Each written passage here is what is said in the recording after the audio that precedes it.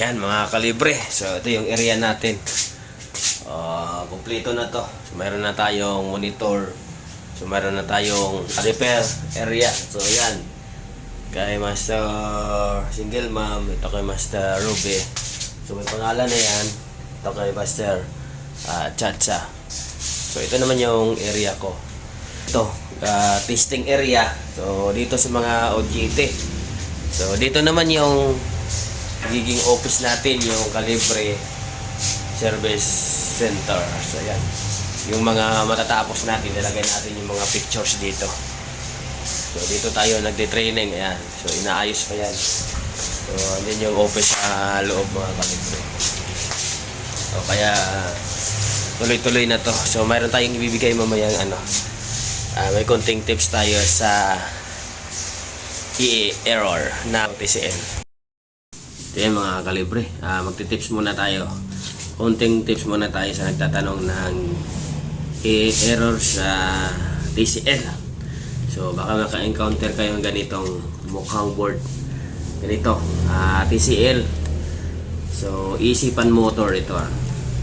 Easy pan motor dahil mayroon siyang kapasitor. So pag wala sa kapasitor at may IPM, yun yung tinatawag natin na full DC. Pero ito easy pan motor. So dito lumalabas palagi yung error. Kunting tips lang sa error. So ano to? Sa gusto matuto.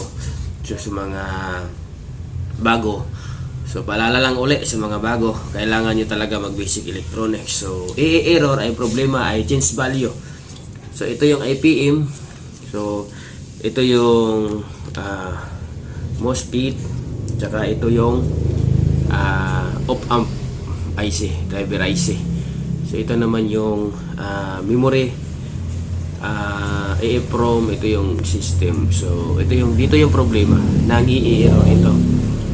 Ito yung size na paa. So mayroon yang change value dito na SMD na 15K. So yung 15K dito, yun yung nag-change value palagi kaya nag-i-error. So kung mayroon kayong ma-encounter na error at sa marunong sa basic electronics, so yan, direct yan natin tinuturo yan, error yan. So yan, sana nakakatulong yung konting tips nyo yung mga kalibre. So sa mga baguhan at gustong matuto sa electronics, so kailangan nyo talaga ang basic electronics. So pag re-repair ng board, kailangan talaga ang basic electronics mga kalibre. So dahan-dahan lang. So sa ngayon, madali na lang matutunan to ang electronics dahil sa YouTube, sa Google. So marami na yung paano mag-check ng parts, familiarize. So madali na lang, pag-aralan nyo na lang at i-apply nyo yung natutunan nyo. Kailangan mayroon kayong basic talaga. So wag lang kayo uasa sa YouTube o sa Google. Kailangan i-actual nyo o kailangan may nagtuturo talaga sa inyo, may nag-assist sa inyo. Kasi pag halimbawa self-study, mahirap ang self-study at sa online.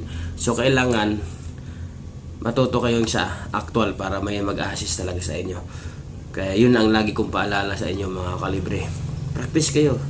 So madali lang ito kasi ngayon yung mga bagong gadget, marami tayong bagong gadget. Dati sa amin matagal kasi sa tester lang gamit namin dati. So ngayon marami tayong mga gadget, may Facebook, may YouTube at may Google na magtuturo sa atin. Kaya yun, pag wala kayong ginagawa, so aral kayo, aral.